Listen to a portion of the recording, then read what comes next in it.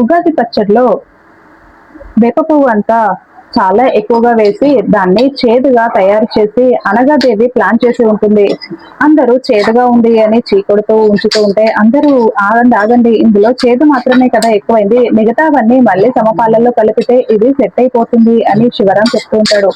నేను చూసినప్పుడు బాగానే అన్ని సమపాలల్లో ఉన్నాయండి, ఇలా ఎవరు చేశారో నాకు అర్థం కావట్లేదు అని జానకి మిగిలిన వాటన్నింటినీ కలిపేసి వాటిని మళ్ళీ కరెక్ట్ గా తయారు చేసి అందరికి పంచుతూ ఉంటుంది. ఏంటి ఇలా జరిగిపోయింది అని అనగాదేవి బాధపడుతూ ఉంటుంది.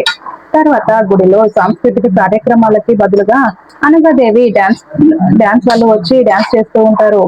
అప్పుడే ఊరి వాళ్ళు రఘురాం గారు ఏంటి ఏంటి డాన్సులు అని ఊరి వాళ్ళందరూ నిలదీస్తూ ఉంటారు. ఆగండి అని రఘురాం అరుస్తూ ఉండడంతో డాన్స్ చేస్తున్న వాళ్ళు ఒక్కసారిగా ఆగిపోతారు.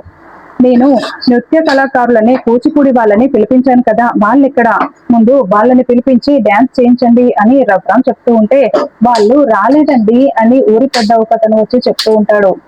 అనగాదేవి వాళ్ళతో మాట్లాడితే వాళ్ళేమో ఇదిగో వాళ్ళ డాన్స్ వాళ్ళని పంపించారు అని అతను చెప్తూ ఉంటాడు.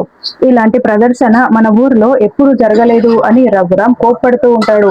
మరి వీళ్ళు కూడా వెళ్ళిపోతే ఈ డాన్స్ ప్రదర్శన ఆగిపోతుంది కదా అన్నయ్య, అప్పుడు కూడా నీ పరువు పోయినట్లే కదా అని అనగాదేవి అంటుంది. నేను మీ అందరికీ మాట ఇచ్చిన విధంగానే ఇప్పుడు ఈ స్టేజ్ మీద నృత్య ప్రదర్శన జరగబోతోంది అని రఘురాం చెప్పడంతో ఏం చేస్తున్నాడు, ఎలా చేయిస్తాడు అని అనగాదేవి చాలా షాకింగ్ గా చూస్తూ ఉంటుంది.